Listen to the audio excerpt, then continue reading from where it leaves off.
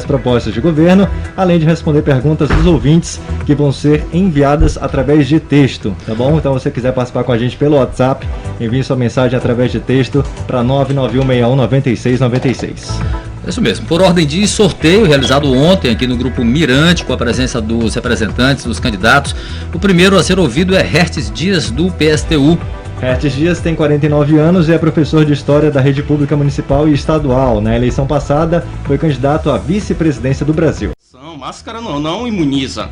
E é numa condição dessa que os prefeitos e governadores abraçaram a política genocida de Bolsonaro, que dizia que a Covid-19 era uma gripezinha, que oficialmente já matou quase 135 mil pessoas, subnotificado isso aí. Multiplique isso aí por 2, 3, 4. É nesse momento que eles querem que a gente retorne às aulas presenciais. E estão fazendo enquete com professores, fazendo enquete com alunos. Obviamente que nós podemos opinar, mas quem tem que decidir isso aí são as pessoas que são da área da saúde.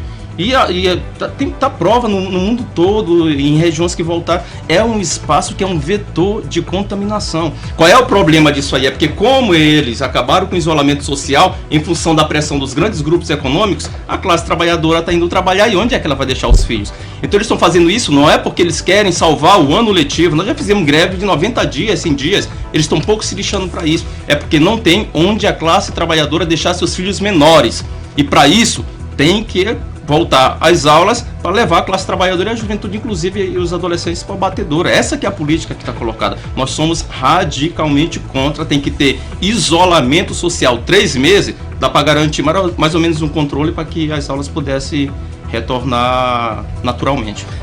Professor, boa tarde.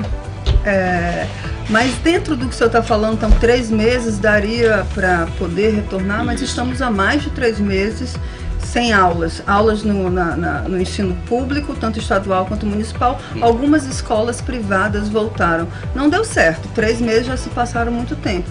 A sua proposta seria o quê? Então, encerrar o ano sem voltar às aulas, voltar só quando tivesse vacina? Ou então, como ficaria se tivesse que retornar somente no próximo ano? Como ficaria o ano este ano junto com o próximo? Qual seria a proposta? Não, a proposta do PSTU é que tem que garantir isolamento social com renda para as famílias. E aí, em 2, 3 meses, você consegue mapear quem está contaminado e quem não está. Entendeu? E você tem política para isso, nesse testezinho que eles estão fazendo aí. Tá? Então, a política é essa. O Bolsonaro transferiu 1,2 trilhão para banqueiro. Isso aí dava tranquilamente para garantir renda para quem está desempregado. Para a classe trabalhadora de maneira geral. Então, não tem outra alternativa. A alternativa é essa, se não, é levar as pessoas a se contaminar e a morrer muita gente. E o ano letivo, como ficaria nessa situação? Perderia? Qual seria a proposta para resgatar esse conteúdo? Não, a gente teria que estender o ano letivo. É como está fazendo, por exemplo, com o Campeonato Brasileiro. Não vai até 2021, então a ideia seria isso. Mas é melhor você perder o ano letivo. Na época da gripe espanhola, no Brasil foi decretado o fim do ano letivo e eles aprovaram, os alunos. Então a gente tem que aprovar, tem que se discutir isso aí.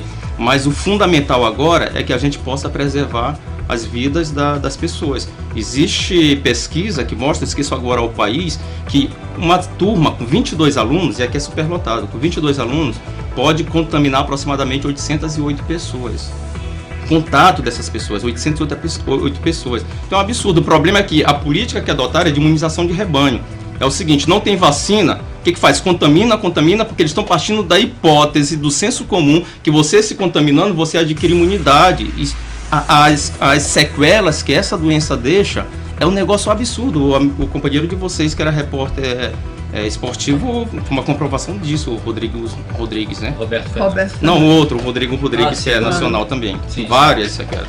Candidato, o programa de governo do PSTU prevê a criação de conselhos populares. Explique melhor para a gente como se pretende executar isso, mas de acordo com o que está previsto também na Constituição acerca de um formato de gestão pública municipal que já existe. Então, porque é o seguinte, tudo que está aqui é produzido pela nossa classe, pela classe trabalhadora. Mas não é a classe trabalhadora que produz a riqueza que administra essa riqueza. Essa grande contradição do capitalismo. Por isso essa crise permanente. É a contradição entre produção social e apropriação individual. O caso aí da fome aqui no estado do Maranhão, quase metade das famílias em situação de insegurança alimentar é um produto disso. A gente está querendo inverter essa lógica que é irracional, que é aqueles que produzem a riqueza que tem que decidir os destinos da classe trabalhadora. Então a defesa dos conselhos populares é justamente para isso. Vou dar um exemplo. Nós tivemos um aumento de passagem aqui no início do ano. O transporte coletivo aqui público, ele foi privatizado e a prefeitura destina 20 milhões de reais por ano para subsidiar meia dúzia de empresários.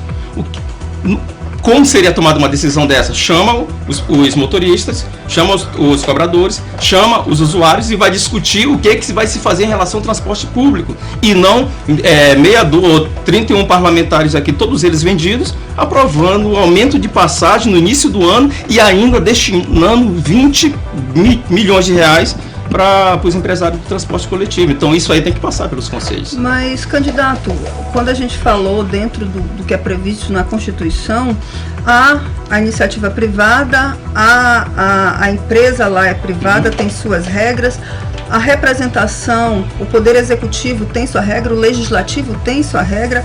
Como fazer um governo, por exemplo, discutir um aumento de passagem se está previsto na lei que tem que passar pela Câmara dos Vereadores, independente, segundo o senhor, deles serem comprados ou não?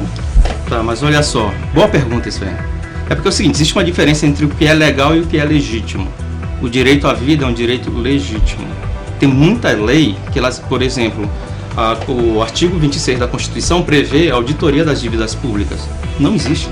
Quase metade do que a gente paga de impostos vai direto para os banqueiros. E agora eles aprovaram uma lei que quando você paga aqui os tributos aqui para o município ou para o estado, nem vai para a conta do município do estado, vai direto para banco ou investidores que você nem sabe o que é. Isso é legítimo?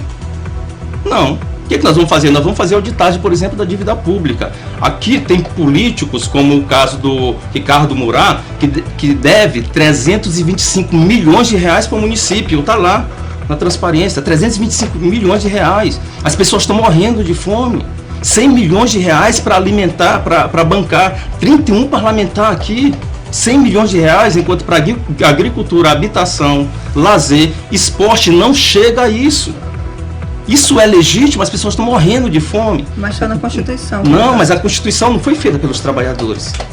Eles estão mudando a Constituição permanentemente. Então, Bolsonaro, com aquele Congresso... O senhor vai fazer uma Constituição para São Luís? Não, não é uma Constituição para São Luís. Nós vamos colocar os conselhos populares em consonância com o Parlamento Municipal. E os conselhos populares não só vão votar, mas vão deliberar sobre as principais políticas de São Luís.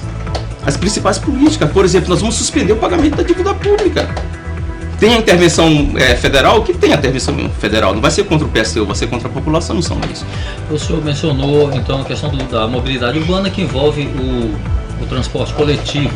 Então, essa proposta seria, então, uma desconstrução total do que acontece hoje, mas a gente tem que considerar que existem contratos, licitações, mas seria um início de desconstrução de tudo que está aí. Perfeito. Isso não somos nós que vamos fazer, não é o PSTU. É a classe trabalhadora que vai fazer isso, a partir das suas organizações, em conselhos populares, que vai fazer isso, vai tomar essas medidas. A gente vai tomando isso gradativamente. Por quê? Porque são os trabalhadores que têm que controlar as riquezas que eles produzem. A gente está falando aqui de salvar vidas.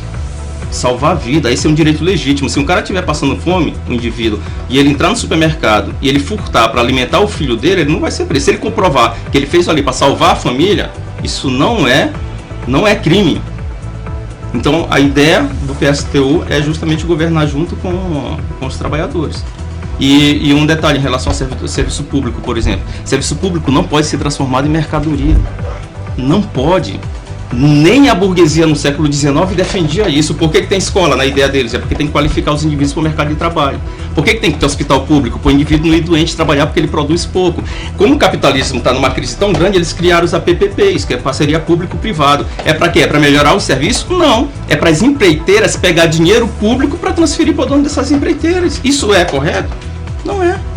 Você que está sintonizando agora na Mirante FM, no Jornal da Mira, estamos entrevistando o candidato do PSTU, Restes Dias. Também você pode acompanhar também em vídeo aqui no aplicativo da rádio. Candidato, o PSTU se autodefine aí como a legítima esquerda do país, né? Como seria Então, eu volto a esse assunto porque é muito importante saber como é que um governo tão diferente do que a gente costuma ver, como é que seria a governabilidade de uma gestão sua. Tá, então olha só, nós somos um partido de esquerda, nós somos uma organização revolucionária. Nós somos uma organização que defende que a única forma de salvar a humanidade é superando o capitalismo e construindo uma organização socialista com uma economia planificada. A pandemia está mostrando que é necessário isso. Tá? Tem intelectuais que não são marxistas que estão dizendo que a vida humana está ameaçada pelo capitalismo. Eles não propõem revolução, nós propomos revolução.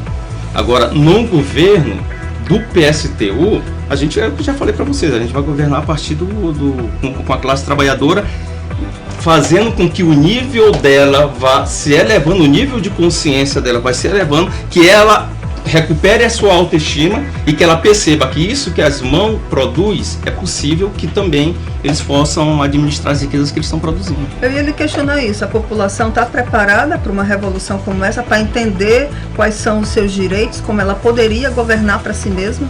Olha, isso aí não tem como você mensurar o nível de consciência, entendeu? Por exemplo, nos Estados Unidos, quem adivinhar o que ia acontecer nos Estados Unidos? Com a morte do George Floyd, de repente você coloca uma rebelião que coloca a burguesia e o governo de Trump contra a parede. Não dá para você mensurar, mas isso aqui vai acontecer no Brasil. A desigualdade social e racial no Brasil é tão profunda e está gerando um ódio de classe tão forte por baixo, que o pessoal está perguntando por que aqui não explode. Nós falamos o seguinte: quando explodir aqui no Brasil, vai ser muito superior ao que está acontecendo nos Estados Unidos. E não é a via eleitoral que para resolver isso. Nós participamos do processo eleitoral para aplicar um programa emergencial para tirar a classe trabalhadora da situação que ela está vivendo agora. Agora, para ela resolver os seus problemas históricos plenamente, ela vai ter que fazer revolução. Não somos nós como dizer como. Candidato, o produtor, jornalista e apresentador aqui da Mirante FM, Pedro Sobrinho, tem uma pergunta para você. Vamos ouvir.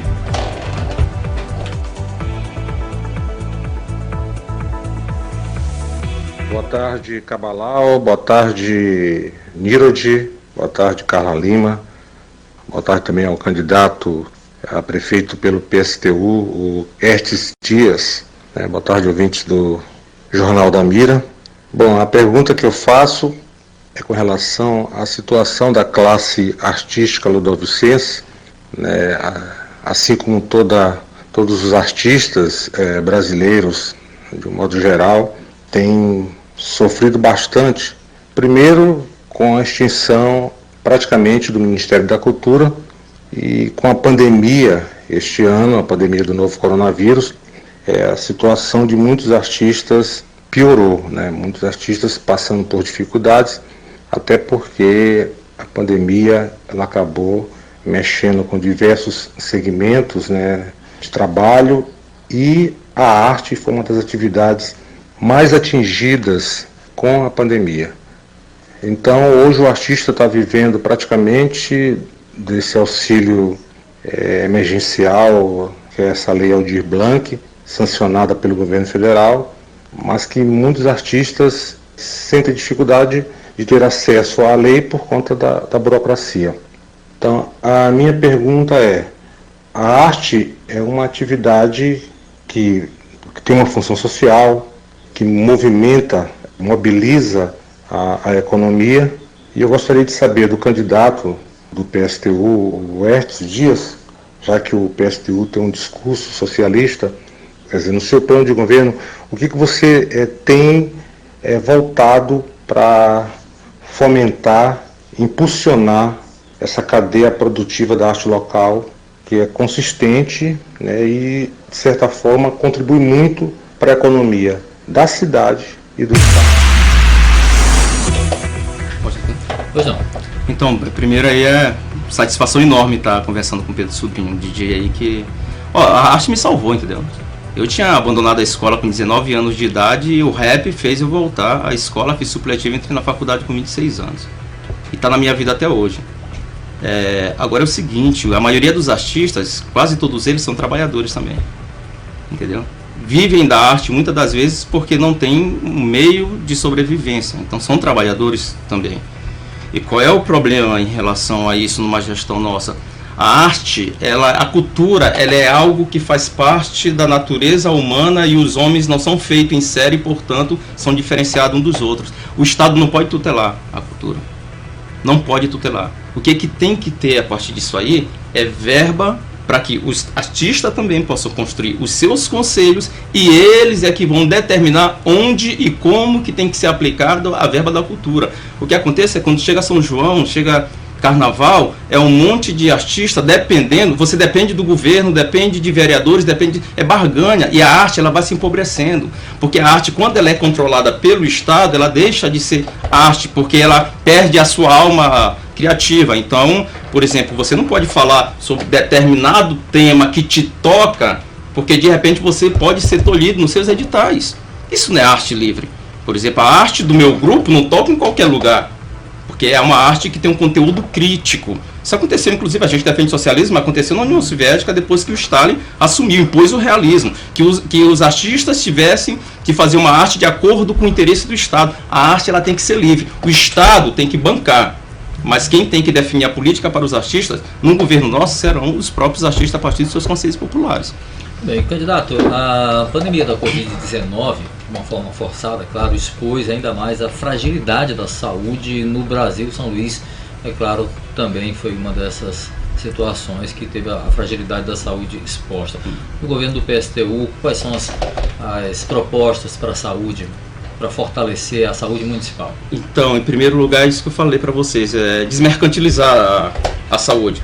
Vai ser desmercantilizada. Não pode... Nós vamos acabar com a fila dupla de saúde.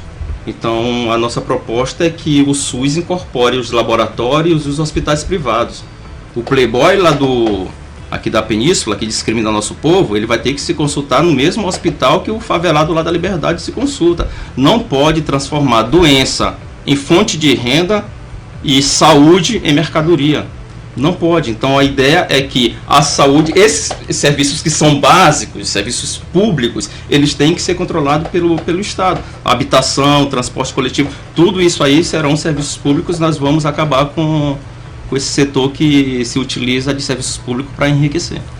Candidato, o senhor tem 1 minuto para suas considerações finais. Então, olha só, o PSTU não vai estar presente nos debates, tá, de televisão, nem vai ter programa em televisão e rádio.